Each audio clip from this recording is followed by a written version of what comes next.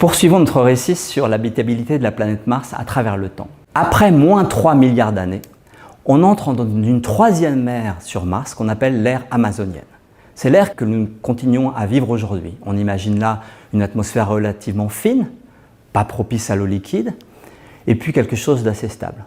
Vraiment stable? Pas tout à fait. En réalité, tout indique que Mars, pendant toute cette période, pendant tous ces milliards d'années, a subi de nombreux changements, notamment au niveau du climat, en lien avec ce qu'on appelle les cycles de Milankovitch. Les cycles de Milankovitch, qu'est-ce que c'est? C'est un mot qui a été inventé pour la Terre pour expliquer certaines variations climatiques dans le passé. Ils sont souvent générés par exemple par les variations de l'inclinaison de l'axe de rotation par rapport au plan de l'orbite.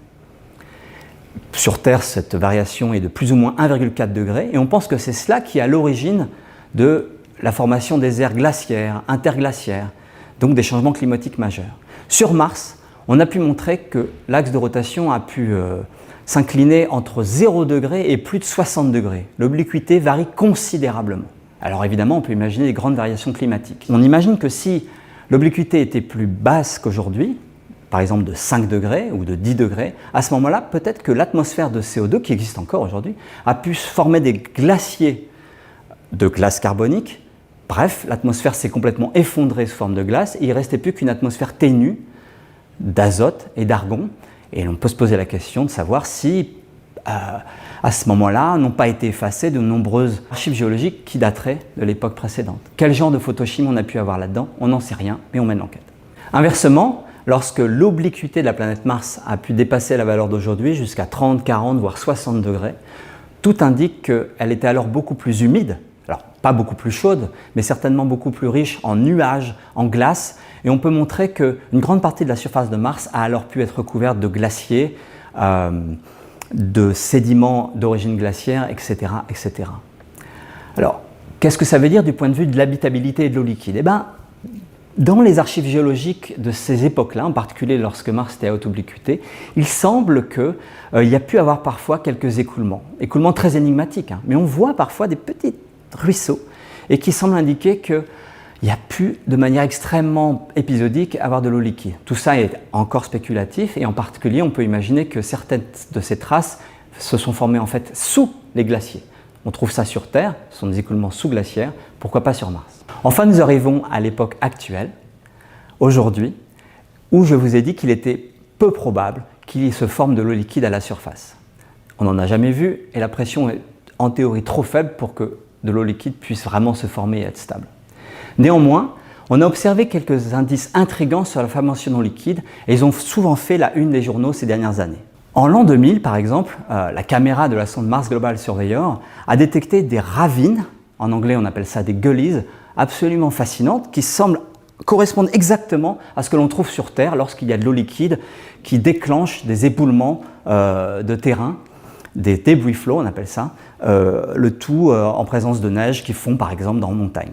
Alors on a pu spéculer à l'époque que c'était parce qu'il y avait des sources, des nappes aquifères sous la surface, l'eau jaillissait et formait ces ravines. Ensuite on s'est dit, bah non, probablement pas, peut-être que ce sont des ravines qui sont formées il y a quelques centaines de milliers d'années, lorsque par exemple l'obliquité était plus élevée qu'aujourd'hui, et puis de temps en temps, la glace abondante alors pouvait fondre et former ces ravines. Et puis plus récemment, on a pu démontrer qu'on se trompait complètement.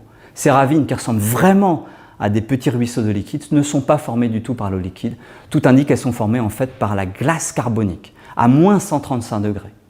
Simplement, après s'être formée pendant l'hiver, lorsqu'il fait très froid, lorsque le printemps revient, le soleil chauffe la glace carbonique, et on pense qu'à ce moment-là, la sublimation, donc le passage de l'état solide à l'état gazeux du CO2, crée des conditions telles que les débris qui sont sur les pentes vont couler, fluidisés par les gaz, le CO2, et former ce qui semble être un écoulement, mais en fait un écoulement sec, sans du tout d'eau liquide. Rien, aucune chance pour les bactéries de profiter de cet écoulement.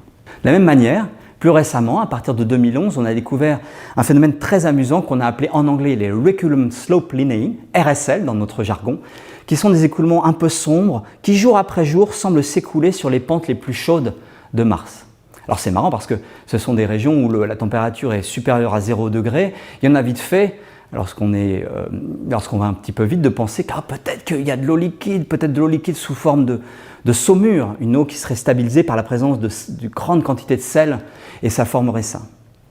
On a énormément parlé de ces résultats en 2015 lorsque la NASA a annoncé qu'elle avait découvert des traces de sel exactement où on trouve ces fameuses RSL, ces écoulements. À ce moment-là, il y a eu un buzz extraordinaire où quasiment les journalistes demandaient aux chercheurs en question, auteurs de l'étude, s'ils avaient découvert des grenouilles sur Mars. Non, il n'y a pas de grenouilles sur Mars et en fait depuis, d'autres travaux ont démontré que non, il n'y avait pas de saumure, il n'y avait pas de sel et même on pense que ces écoulements sont d'origine purement sèche, liés à la manière dont les grains se comportent lorsqu'ils sont chauffés très fort dans l'après-midi. Donc, aucune trace d'eau liquide sur la planète Mars. On peut quand même spéculer que s'il n'y en a pas du tout à la surface ou dans le proche sous-sol, il pourrait y en avoir en profondeur. En effet, sur Mars, comme sur Terre, lorsqu'on s'enfonce dans la croûte, eh bien, la température augmente. Si on trouve de la glace au début, on peut imaginer qu'à une certaine profondeur, on va dépasser 0 degré. S'il y a encore de l'eau, sous forme H2O, ça va faire de l'eau liquide, peut-être des nappes aquifères. On est là à plusieurs milliers de mètres de profondeur. Pour cela, on avait d'ailleurs créé un radar dédié à cela sur la sonde Mars Express qui s'appelle Mars-6, mais qui n'a jamais vraiment réussi à détecter ces nappes aquifères que l'on pensait pourtant facilement trouver. La raison, en fait, c'est plutôt que le radar ne fonctionne pas aussi bien que prévu. Néanmoins, il n'y a pas si longtemps que ça, ce radar a pu trouver peut-être sous la calotte polaire sud, une trace, une petite nappe d'eau liquide, en tout cas une nappe qui semble réfléchir le rayonnement du radar comme si c'était de l'eau liquide. Les auteurs de premières études ont conclu qu'il devait y avoir une nappe aquifère, peut-être propice à la vie. D'autres ont remis en question ces résultats en se disant « Ah, mais peut-être certaines roches pourraient avoir la même signature, des roches tout à fait sèches. » Néanmoins, la théorie nous indique qu'il n'y a pas de raison qu'il n'y ait pas, au moins à une certaine profondeur, un peu d'eau liquide en émai aquifère. Et là, évidemment, c'est fascinant parce que si la vie est apparue il y a 3 ou 4 milliards d'années, pourquoi ne se serait-elle pas réfugiée en profondeur? Sur Terre, partout où vous allez à 4, 5, 6 000 mètres de profondeur, on va trouver une vie abondante et il n'y a pas de raison que ce ne soit pas arrivé sur Mars. Donc on se dit, un des aspects de la recherche de vie sur Mars, ce sera de faire un forage très profond, comme on peut faire sur Terre, et de récupérer des échantillons et de voir ce que l'on trouve. Le problème, c'est que faire ça, par exemple, avec des robots, ça semble une complexité extraordinaire. Peut-être faudra-t-il envoyer des astronautes. Et encore, ce sera difficile. En attendant, d'autres chercheurs se sont dit qu'on pourrait peut-être essayer de détecter une vie profonde comme celle-là, une activité biologique, on va dire en reniflant, pour voir s'il n'y avait pas des gaz un peu étonnants qui auraient pu être émis par ces bactéries. C'est ainsi qu'on a conçu certains instruments et même une mission spatiale entière de l'Agence spatiale européenne qui s'appelle le Trace Gas Orbiter, dont la motivation est de détecter des gaz traces dans l'atmosphère qui pourraient révéler une activité volcanique, voire biologique. Alors, on a effectivement cru qu'on avait détecté un gaz de ce type-là, c'est le méthane. Le méthane est un gaz très courant, abondant sur Terre et sur d'autres astres, mais sur Mars, c'était très étonnant d'en trouver. Alors, sur Terre, le méthane que l'on trouve est d'origine biologique, donc le fait d'en trouver sur Mars a été l'origine d'une grande excitation. Le problème, c'est qu'on n'est pas certain qu'il y en ait vraiment. Alors, tout a commencé dans les années 2000, on a détecté du méthane avec des télescopes, mais c'était très difficile. Ensuite, le robot Curiosity, qui est arrivé en 2012, a commencé à vérifier si on trouvait du méthane. Au début, il n'en voit pas beaucoup, ou pas du tout. Ensuite, il en a vu un petit peu, quelques fractions de parties par milliard, c'est-à-dire une molécule de méthane pour 2 milliards de molécules d'air, donc très très peu, mais néanmoins, c'était déjà surprenant. Et puis, de temps en temps, Curiosity a détecté le passage d'espèces de panache de méthane, jusqu'à 10 parties par milliard. Une grande surprise. On s'est dit, mais c'est incroyable. Il y a donc des sources, quelque part à la surface de Mars, qui envoient du méthane dans l'atmosphère, et cette source devait être abondante. Comme il y a très peu de volcanisme actuellement, on se pose vraiment la question. Est-ce que ce seraient nos fameuses bactéries souterraines? Ensuite est arrivé le Trace Gas Orbiter de l'Agence spatiale européenne, équipé de spectromètres très sensibles, capables de détecter des quantités infimes de méthane, 50 fois plus sensibles que Curiosity. Et la réponse a été « je ne vois rien ». Le Trace Gas Orbiter n'a rien détecté dans l'atmosphère à toutes les latitudes, que ce soit au pôle ou à l'équateur. Le problème, c'est qu'il n'est pas capable de regarder exactement là où est le robot Curiosity. Donc on se retrouve avec une espèce d'énigme scientifique. Curiosity voit du méthane au fond du cratère Gale, là où il conduit son exploration. Le Trace Gas Orbiter n'en voit nulle part, mais il n'est pas capable de regarder exactement la Curiosity. Donc il y a une polémique, un débat, et l'enquête est en cours. J'arrive maintenant à ma conclusion. On a vu que les conditions étaient propices sur Mars pour l'eau liquide, et donc peut-être à la vie, il y a 3,5-4 milliards d'années. Ça va peut-être continuer un petit peu, et en particulier, on peut spéculer que à grande profondeur sur Mars, il pourrait encore y avoir une activité biologique active. D'une part, les robots géologues et exobiologistes explorent le fond d'anciens lacs aujourd'hui asséchés, essayent d'examiner les sédiments. Bientôt, on va les ramener sur Terre et on pourra regarder si on trouve des traces fossiles. On ne pense pas trouver un coquillage, mais peut-être certaines molécules vont nous indiquer qu'il y a une activité très particulière, voire une activité biologique.